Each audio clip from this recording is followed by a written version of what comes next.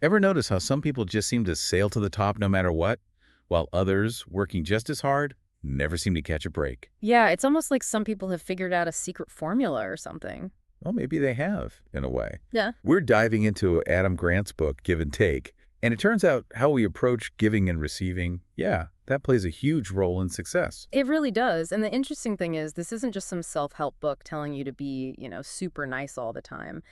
Grant's digging into the psychology of it all, how we're wired to give and take in social situations. Right, because we've always heard, nice guys finish last, but this book challenges that, right? It totally does. It's more nuanced than that. It's not about being nice or not. It's more about understanding these things he calls reciprocity styles.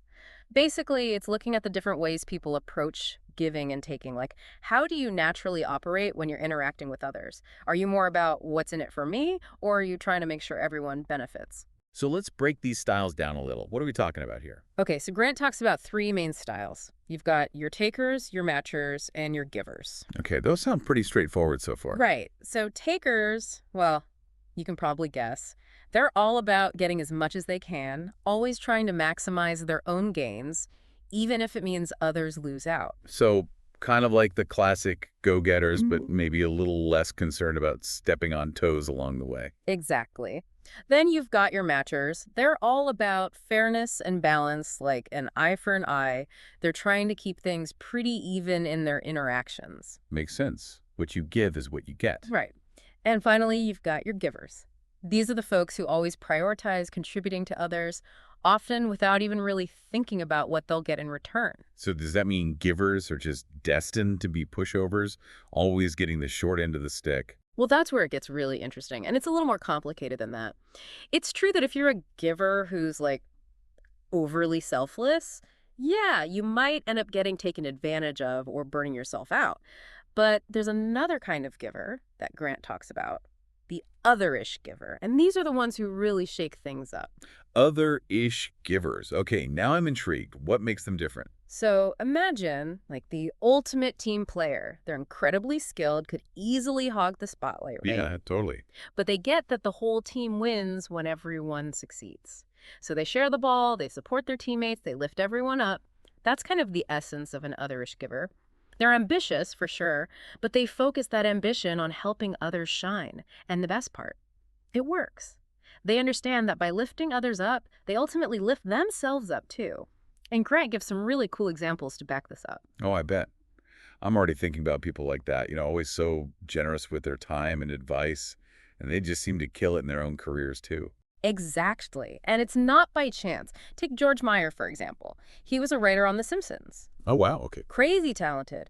But he chose to focus on rewriting, revising, the stuff that's not as glamorous, but so crucial for a show like that. Yeah, the behind-the-scenes stuff that makes it all work. And he made the whole show better, funnier because of it. That's an otherish giver. That's a great example.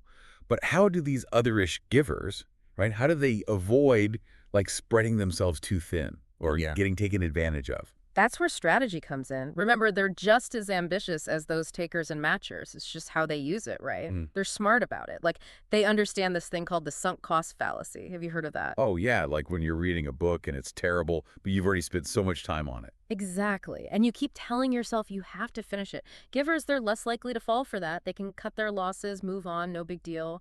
And they're also really good at spotting talent in others. Oh, interesting. Why is that? Well, they're not blinded by their ego. Like, they don't always need to be right, so they can see potential where others might not. They can admit when something isn't working, even if it was their idea. It's kind of refreshing, Hmm. that willingness to admit mistakes, change course. Totally. It builds trust, right? Yeah. Creates a much better environment for everyone to succeed. Definitely.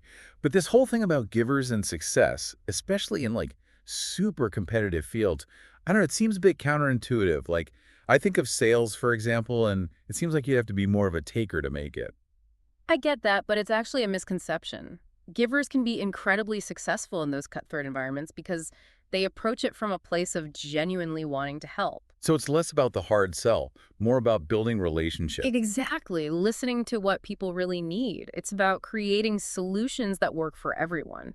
They're playing the long game, building trust and loyalty, which ultimately leads to more success. It makes sense when you put it like that. And there's actually this great story Grant tells about this optician, Kildare Escoto.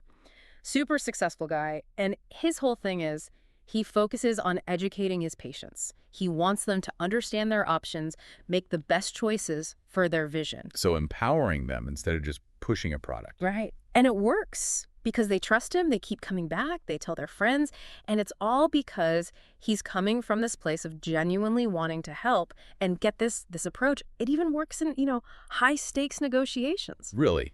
Because that seems like the ultimate test, right? Like, Yeah. everyone talks about winning negotiations. Yeah, it's easy to see it as a battle, but givers, they flip the script. So instead of trying to crush the other side, it's more like, how do we both come out ahead? Exactly. And it's not about being a pushover, okay? Remember, givers are ambitious. They just see negotiation as this collaborative problem-solving thing. They're looking for that win-win. Okay, so how does that actually play out, in a real negotiation? Well, for one, they're not afraid to, listen more than they talk. They ask a ton of questions, really trying to understand the other person's perspective. So it's less about coming in with a fixed agenda and more about being open to different possibilities. Exactly. They're flexible. And get this, they're not afraid to show vulnerability. Grant calls it powerless communication. Powerless communication. Okay. Now that sounds like a recipe for disaster, especially in a negotiation. I know, right? You'd think it would be all about projecting strength, right? Like you've got to be confident, assertive. Exactly. That's what they always tell you. But givers, they do it differently. They're okay with saying, I don't know, or what do you think? They ask for advice. So it's almost like they're disarming the other person by being more open and human. Right. It's like that pratfall effect, like when someone seems perfect and then they trip up, it makes them more relatable. Makes them seem more human, more approachable. Exactly. And when you do that in a negotiation, it can really change the whole dynamic. It builds trust. And suddenly you're not on opposite sides anymore. You're on the same team trying to solve a problem together. Wow, this whole idea of otherish giving, it really flips the script on what it means to be successful. It really does. And the best part is, Grant argues that this is something anyone can cultivate. It's not like you're born a giver or a taker. It's about your mindset, your habits. So how do we start, if we want to be more like these otherish givers, what's a good first step? Well, I think it starts with just being more aware of your own style. Yeah. Do you usually operate as a taker, a matcher, a giver? Once you know your natural tendencies, you can start making different choices, being more intentional about how you interact with people. So even small changes can make a big difference. Absolutely. Look for ways to help your colleagues, share your knowledge, be a good listener. Those little acts of generosity, they add up and they create this ripple effect. It's really inspiring, actually.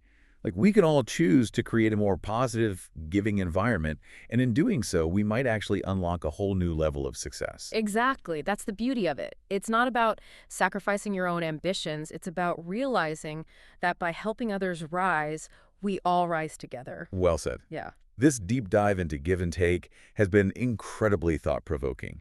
It's definitely a book that everyone should check out, no matter what field you're in, no matter what your goals are. Absolutely. It's a game changer for sure.